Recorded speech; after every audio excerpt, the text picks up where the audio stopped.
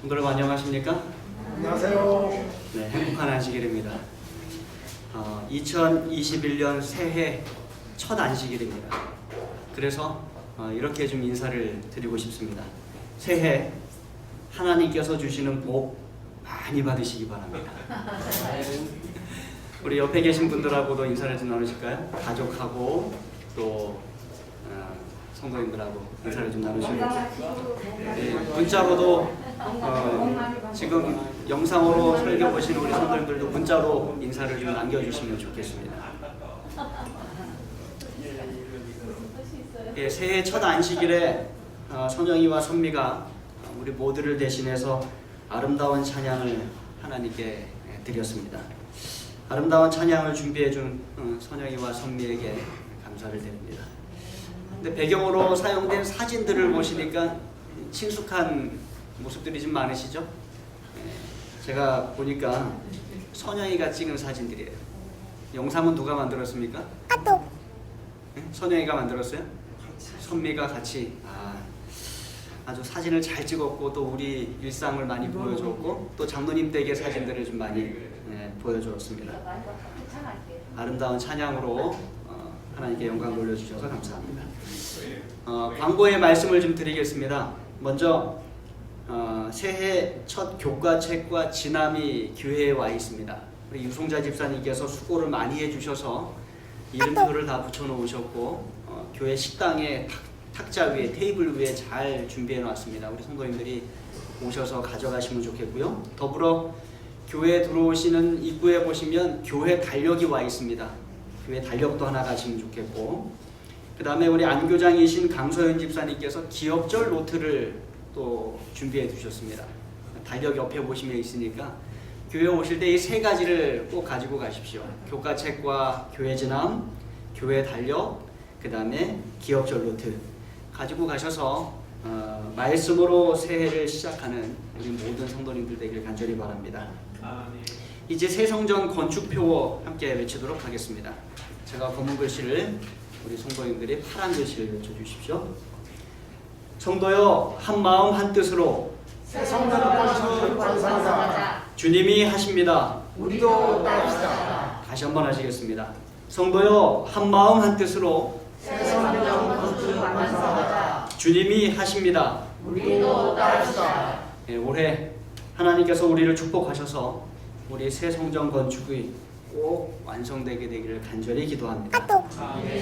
이제 데살로니가전서 1장 1절로 4절에 있는 말씀 교독하도록 하겠습니다. 데살로니가전서 1장 1절로 4절입니다. 바울과 실로아노와 디모데는 하나님 아버지와 주 예수 그리스도 안에 있는 데살로니가인의 교회에 편지하노니 은혜와 평강이 너희에게 있을지어다.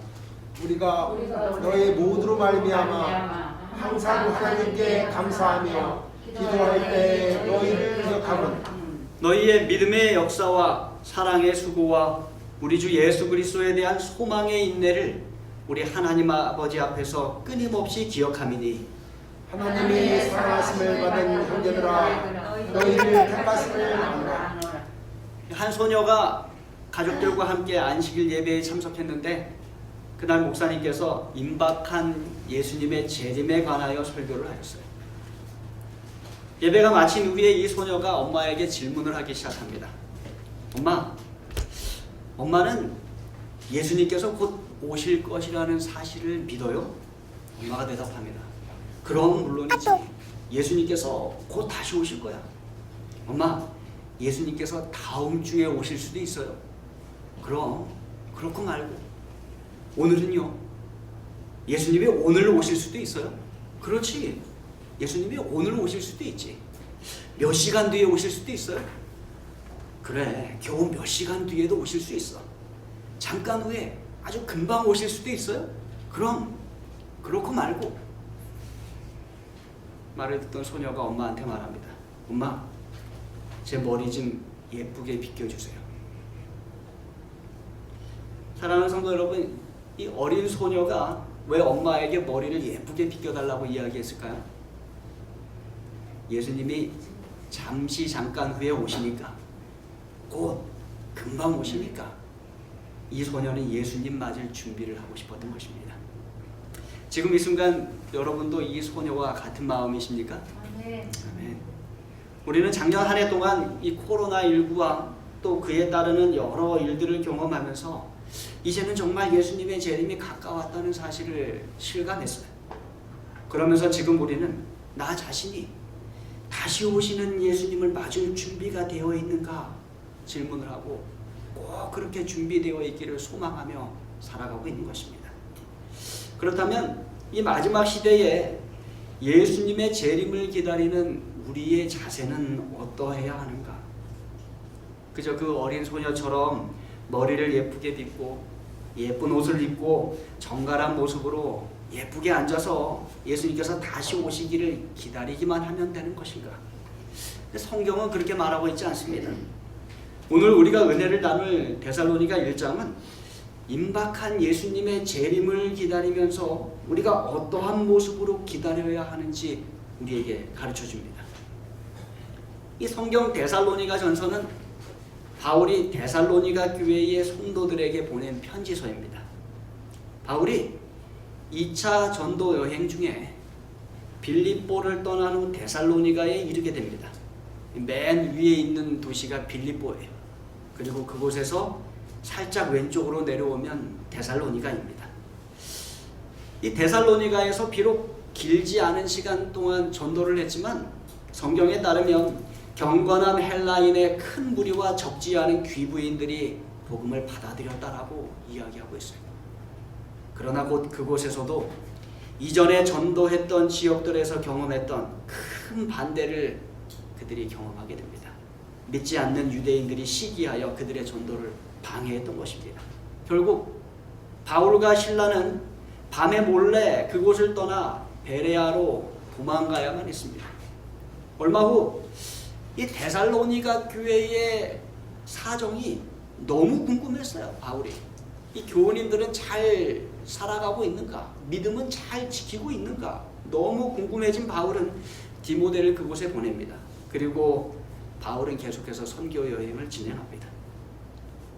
얼마 후 디모데가 데살로니가 교회의 아름다운 소식을 가지고 고린도로 왔어요.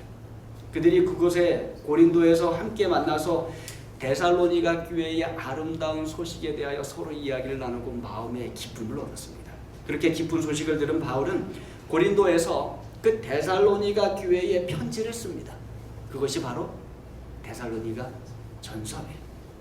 이 데살로니가 전서는 바울이 기록한 14개의 편지서들 가운데 가장 먼저 기록된 것입니다.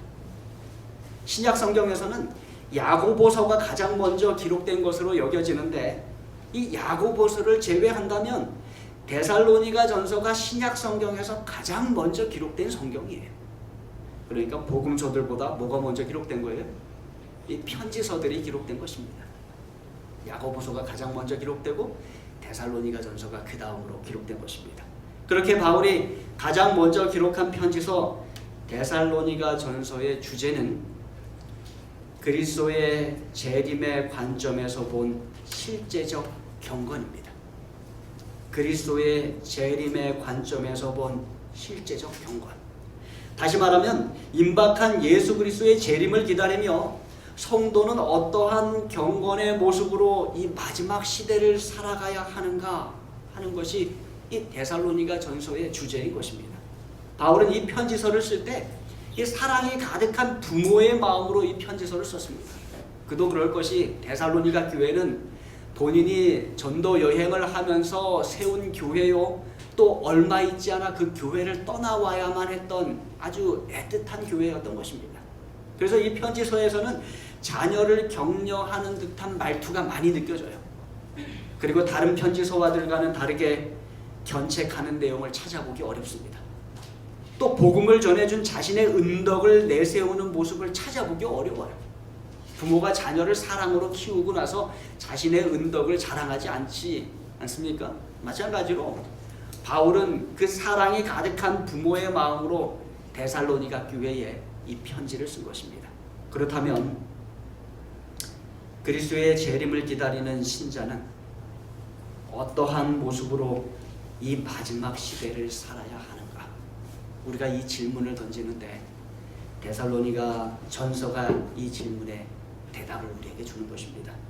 그 대답이 2장 4절에서 우리가 짧게 찾을 수 있습니다. 먼저 4절에 있는 말씀을 다시 한번 읽도록 하겠습니다. 맨 마지막에 4절에 있는 말씀입니다. 함께 읽겠습니다. 시작. 하나님의 사랑하심을 받은 형제들아 너희를 택하심을 아노라.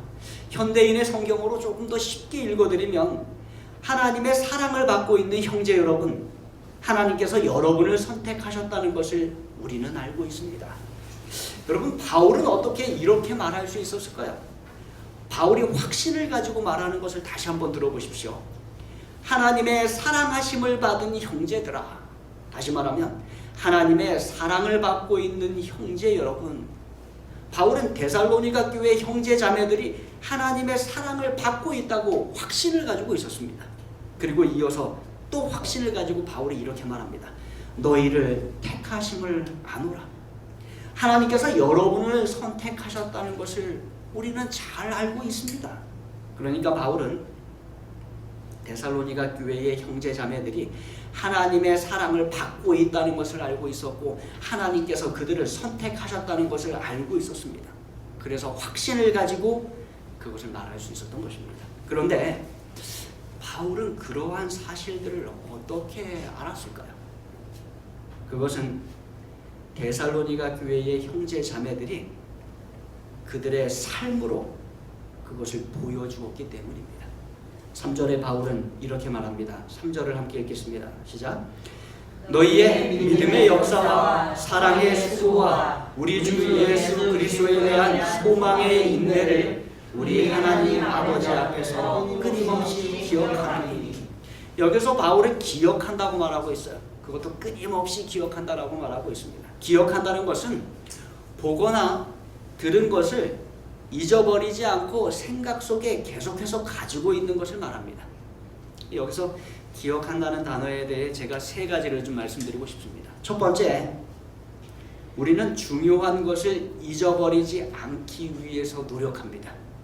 그러니까 중요한 일정, 중요한 약속, 중요한 수학 공식, 중요한 영어 단어 등 우리는 그것을 잊어버리지 않기 위해, 기억하기 위해 몇 번씩 반복하여 외우고 노력하는 것입니다. 그것이 첫 번째 기억하는 것입니다. 두 번째는 어떤 끔찍한 사건은 잊혀지지 않고 자꾸 떠오릅니다. 그래서 우리를 계속 괴롭혀요. 제발 좀 잊혀졌으면 하는데 여전히 잊혀지지 않고 시시때때로 우리에게 자꾸 기억이 나는 것입니다. 그게 두 번째 기억하는 것입니다. 세 번째는 반대로 어떤 행복했던 일이 잊혀지지 않고 자꾸 떠오르는 것입니다. 우리를 미소 짓게 하는 것입니다. 이러한 증상이 누구에게 자주 나타나는가 하면 사랑에 빠진 젊은이들에게 자주 나타나요. 그래서 이 어떠한 사람이 가만히 있다 혼자 피식 웃으면 우리가 뭘 생각할 수 있어요? 뭔가 좋은 생각이, 좋은 기억이 났구나 라고 생각할 수 있는 것입니다.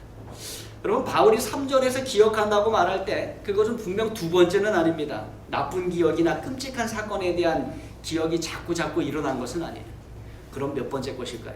첫 번째, 중요한 것을 잊어버리지 않기 위해 노력하고 외우는 기억함이었을까요? 아니면 좋았던 일이, 행복했던 일이 잊혀지지 않고 자꾸 떠오르는 그러한 기억함이었을까요? 어떠한 것입니까? 예, 세 번째예요. 그래서 바울이 2절에 이렇게 말합니다. 우리가 너희 모두로 말미암아 항상 하나님께 감사하며 기도할 때에 너희를 기억함은. 이걸 쉬운 성경으로 읽어드리면요, 우리는 여러분 모두를 두고 언제나 하나님께 감사를 드립니다. 우리는 기도할 때에 여러분을 기억하고 있습니다. 그러니까 하나님께 기도할 때 자꾸 생각이 난다는 것이에요. 그래서 하나님께 감사를 드린다는 것입니다. 그렇다면 바울이 기도할 때마다 자꾸 생각이 나서 하나님께 감사를 드리게 되고 그렇게 자꾸 떠올리게 되는 데살로니가 교회 형제 자매들의 그 좋은 신앙의 모습은 무엇인가? 3절을 다시 읽으면 3절은 너희의 믿음의 역사와 사랑의 수고와 우리 주 예수 그리스도에 대한 소망의 인내를 우리 하나님 아버지 앞에서 끊임없이 기억함이니 라고 말해요. 다시 말하면 당시 바울이 하나님께 기도하려고 무릎을 꿇을 때마다 바울은 끊임없이 떠오르는 기억들이 있었어요. 아주 좋은 기억들이었습니다. 그것이 뭐예요? 바로 데살로니가 교회 형제 자매들의 믿음의 역사가 기억이 나고 그들의 사랑의 수고가 기억이 나고 그들이 가지고 있던 우리 주 예수 그리스도에 대한 소망의 인내가 자꾸 기억이 나는 것입니다. 바울이 비록 그곳에서 짧게 머물며 선교했지만 그때 데살로니가 교회 형제 자매들의 모습 속에서 그러한 모습들이 있었고 또 최근에 디모데가 가지고 온 소식 속에서도 그들이 여전히 그러한 모습들을 가지고 믿음 생활과 신앙 생활을 한다는 소식을 바울이 들은 것입니다. 그래서 바울이 기도할 때마다 뭐가 자꾸 생각이 나는 거예요. 이 데살로니가 교회 교인들의 믿음의 역사, 사랑의 수고, 우리 주 예수 그리스도에 대한 소망의 인내가 자꾸 생각이 나는 것입니다. 끊임없이 기억한다 라고 바울은 이야기하는 것입니다. 제가 이 말씀을 읽다가 올해 2021년 우리 교회 비전을 생각하게 되었어요. 작년에 후반부였던 것 같습니다. 이 말씀을 읽다가 우리가 임박한 예수님의 재림을 기다리는데 예수님의 재림을 기다리는 우리 교회와 우리 성도들의 삶에 이러한 모습이 있어야 하겠구나. 그래서 올해 우리 교회 비전을 이렇게 만들었습니다. 비전 2021 하나님을 기쁘시게 하는 교회. 첫 번째, 믿음의 역사가 있는 교회. 두 번째, 사랑의 수고가 있는 교회. 세 번째, 재림의 소망을 가진 교회. 원래 세 번째는 좀 길었습니다. 우리 주 예수 그리스도에 대한 소망의 인내, 이것이 이제 세 번째인데 이게 운율에 안 맞고 내용이 좀 길잖아요. 그래서 제가 고민을 하다가 생각해낸 구절이 재림의 소망으로 바꾼 것입니다. 재림을 소망하는 우리는 뭐하고 살아야 돼요? 인내하며 살아야 됩니다. 그러니까 거기에 그것이 포함되는 것이에요. 그러니까 데살로니가 교회가 이 예수님의 재림을 열렬히 기다리는데 그들의 신앙의 모습 속에서 그들의 견건한 모습 속에서 뭐가 있었어요? 믿음의 역사가 있었습니다. 그리고 사랑의 수고가 있었어요. 그리고 재림의 소망이 그들에게 있었습니다. 그리고 그것이 그 교회의 복음을 전한 바울의 마음을 계속해서 기쁘게 했습니다. 바울이 기도할 때마다 하나님 앞에서 그것을 기억하고 감사하게 되었어요. 그리고 그때마다 바울은 그들이 하나님의 사랑을 받고 있다는 것을 확신하게 되고 그들이 하나님의 택함을 받았다는 확신을 가지고 하나님께 감사의 기도를 드리게 되었던 것입니다. 이 말씀에서 우리는 예수님의 재림을 기다리며 이 마지막 시대를 살아가는 우리에게 필요한 세 가지 경건한 신앙의 모습을 발견하게 되는 것입니다. 그것이 뭐예요? 다시 반복하면 믿음의 역사요, 사랑의 수고요, 재림의 소망인 것입니다. 이 세 가지를 조금 더 자세하게 말씀을 나눠보면 첫 번째는 무엇입니까? 믿음의 역사예요. 두 번째가 사랑의 수고, 세 번째가 재림의 소망이에요. 근데 여러분 이걸 자꾸 반복하면서 읽다 보니까 익숙한 단어들이 좀 보이시죠? 무엇입니까? 믿음, 소망, 사랑. 이 세 가지가 눈에 들어옵니다. 믿음, 소망, 사랑. 이 성경에 이 믿음, 소망, 사랑이 함께 자주 나옵니다. 세 단어가 함께 나온 것은 성경에 3번 등장하고요. 이 세 단어 중에 2단어가 함께 나온 것은 30번 이상 등장합니다. 특별히 바울은 고린도전서 13장에서 뭐라고 그랬습니까? 믿음, 소망, 사랑, 이 세 가지는 항상 있을 것이다, 이렇게 얘기를 했어요. 그러니까 마지막 시대를 살아가는 우리에게 꼭 필요한 덕목들이 뭐예요? 믿음과 소망과 사랑인 것입니다. 그런데 여기서 우리가 깨닫게 되는 또 하나가 있는데 그것이 무엇인가 하면 믿음과 소망과 사랑은 눈에 보이지 않는 것들이라는 것이에요. 그런데 그 단어들과 연결돼서 이 성경에 나오는 또 다른 것들은 다 눈에 보이는 것들이라는 것입니다. 믿음은 눈에 보이는 역사로 드러나게 되고, 사랑은 수고로 나타나게 되며, 소망은 인내로 드러나게 된다는 것입니다. 이 세 가지를 하나씩 조금 더 살펴보겠습니다. 첫 번째로 믿음의 역사예요. 여러분, 믿음은 눈에 보이지 않습니다. 그 사람이 믿음이 있는지 없는지 우리는 눈으로 확인할 수 없어요. 그런데 믿음은 눈에 보이지 않지만 늘 눈에 보이는 역사를 이루어냅니다. 믿음의 장인 히브리서 11장을 잠깐 한번 펴보시겠습니다. 여러분 옆에 성경이 있으시면 히브리서 11장을 한번 펴보십시오. 제가 본문을 화면에 실지는 않았습니다. 11장을 보시면은요,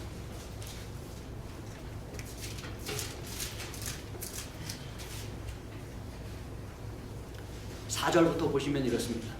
믿음으로 아벨은 가인보다 더 나은 제사를 하나님께 드렸고, 5절에 믿음으로 에녹은 하나님을 기쁘시게 하는 삶을 살았고, 7절에 믿음으로 노아는 방주를 준비했고, 8절에 믿음으로 아브라함은 갈 바를 알지 못하고 나아갔으며, 11절에 믿음으로 사라는 나이가 많아 단산하였으나 잉태했고, 17절에 믿음으로 아브라함은 이삭을 드렸고, 믿음으로 모세는 바로의 공주의 아들이라 칭함받기를 거절했고, 28절에 믿음으로 이스라엘 백성은 유월절과 그 피 뿌리는 예식을 정했고, 29절 믿음으로 그들은 홍해를 육지같이 건넜으며, 30절 믿음으로 그들은 7일 동안 여리고성을 돌았고.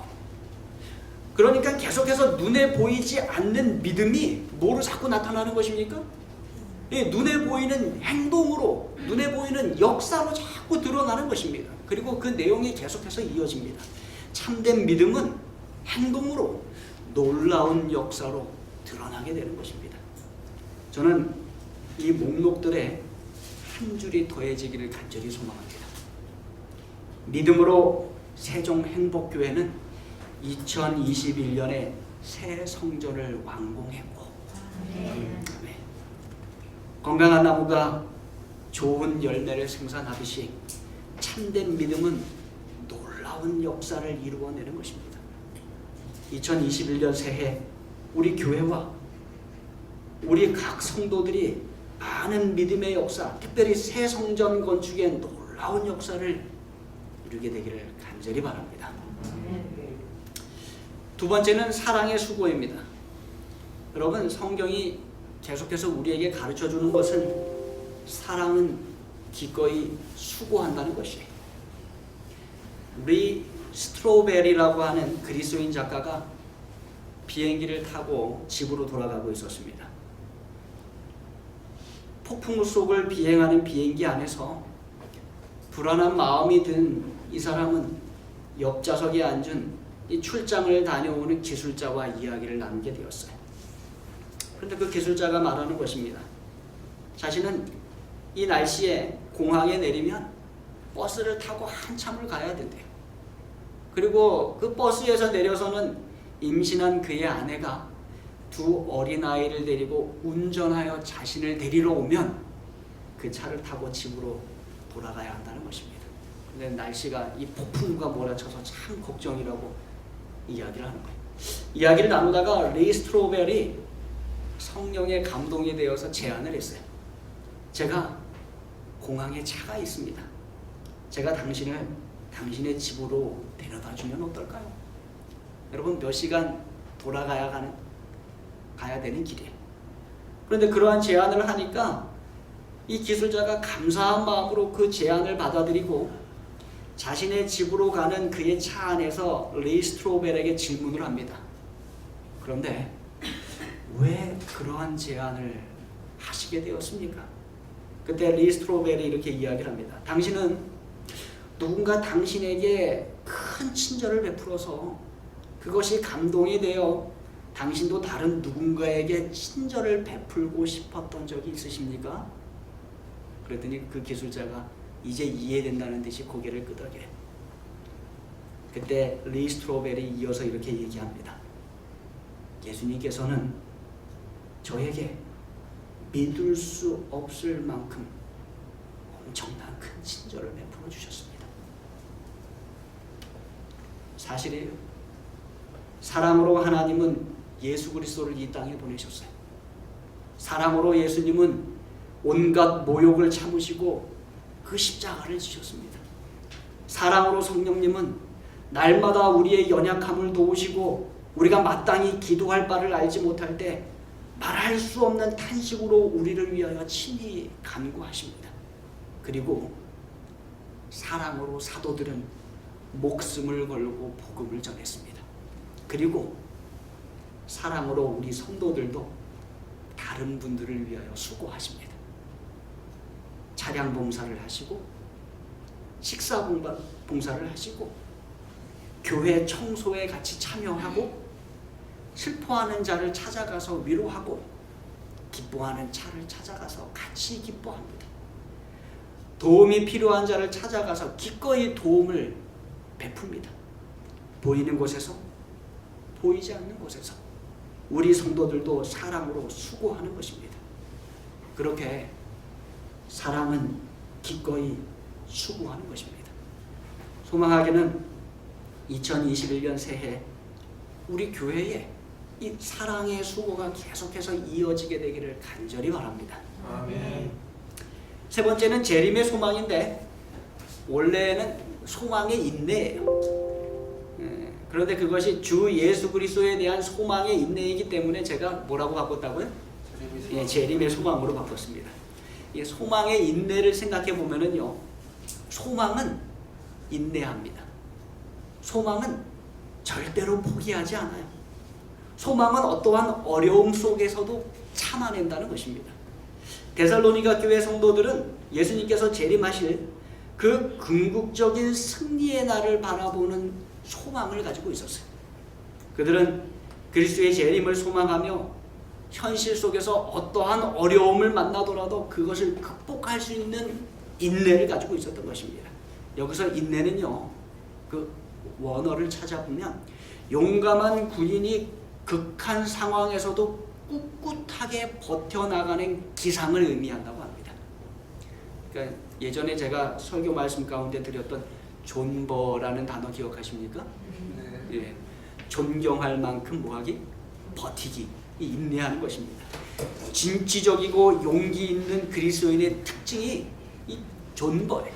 이 존경스러울 만큼 버티기, 예, 인내하는 것입니다. 그리스도인들은 이 재림의 소망을 가지고 있으므로 이 막다른 골목처럼 보이는 어려움 가운데서도 결코 낙심하거나 쓰러지지 않고 인내로서 전진하는 것입니다. 여러분, 우리가 재림교회이고 재림교인이에요. 우리는 우리 이름에 뭘 삽입했어요? 재림을 삽입했어요. 예수님의 재림. 그만큼 예수님의 재림을 기다리는 사람들인 것입니다. 그럼 우리에게 참으로 어려움이 많이 있습니다. 제가 그 어려움들을 다 이야기하지 않겠습니다. 우리가 수없이 이 이야기들을 많이 나눠왔어요. 그러나 어쩌면 지금까지의 모든 어려움은 별것 아닐 수도 있어요. 코로나19로 겪은 어려움도 별것 아닐 수도 있습니다.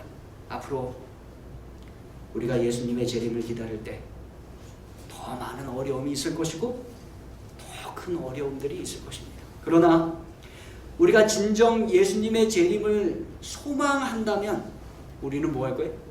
우리는 인내할 것입니다. 그 소망이 우리를 인내하게 만들 것입니다. 그 소망이 우리로 하여금 모든 것을 참으며 모든 것을 견디게 할 것입니다. 그래서 여러분, 걱정하지 마십시오. 뭐 큰 어려움이 온다, 더 많은 어려움이 온다, 이거 걱정하지 마십시오. 뭐만 가지고 있으면? 예수 그리스도의 재림에 관한 소망을 가지고 있으면 그 소망이 우리로 하여금 뭐하게 한다고요? 인내하게 하는 것입니다. 견디게 하는 것이에요. 계시록 2장 10절에 있는 말씀이에요. 함께 읽겠습니다. 시작. 너는 장차 받을 고난을 두려워하지 말라. 볼지어다 마귀가 장차 너희 가운데에서 몇 사람을 목에 던져 시험을 받게 하리니 너희가 10일 동안 환난을 받으리라. 내가 죽도록 충성하라. 그리하면 내가 생명의 관을 내게 주리라. 네, 시험 받을 수 있다는 것입니다. 옥에도 갇힐 수 있다는 것이에요. 그러나 내가 죽도록 충성하라. 그리하면 내가 생명의 관을 내게 주리라. 마태복음 24장 13절에 있는 말씀이에요. 함께 읽겠습니다. 시작. 그러나 끝까지 견디는 자는 구원을 얻으리라. 끝까지 인내하는 자는 구원을 얻으리라. 재림의 소망이 우리를 인내하게 할 것입니다. 2021년 새해 우리가 스스로에게 질문을 던집니다. 그리스도의 재림을 기다리는 신자는 어떠한 모습으로 이 마지막 시대를 살아야 하는가?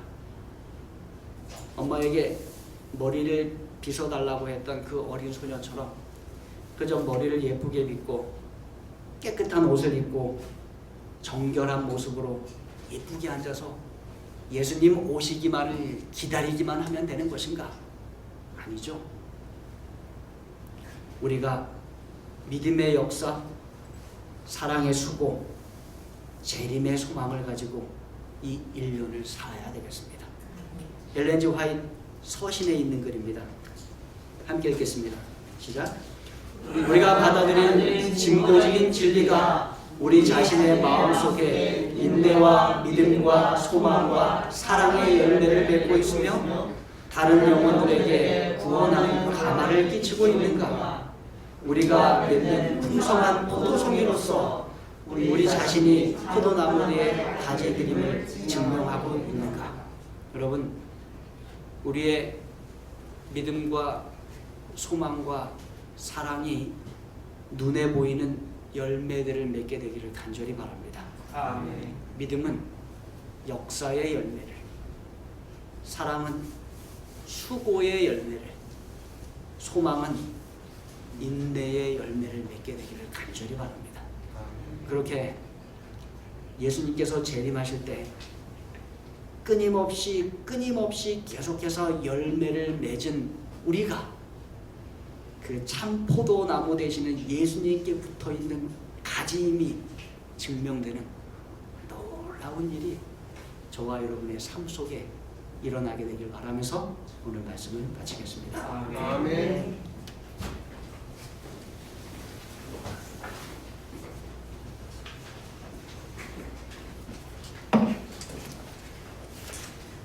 사랑의 아버지 하나님, 여전히 코로나19로 어렵고 힘든 상황이지만 우리에게 새해를 허락하여 주셔서 감사합니다.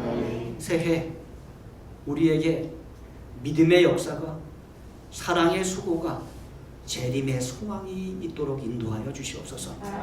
그래서 우리가 하나님이 기쁘시게 하는 교회 되도록 하나님 축복하여 주시옵소서. 이제는 주 예수 그리스도의 한량없는 은혜와 아버지 하나님의 무한하신 사랑과 성령 하나님의 교통하심이 오늘 이곳에 모인, 그리고 각 가정에서 예배드리는 우리 모든 믿음의 식구들에게 이제로부터 영원까지 함께 할지어다. 아멘.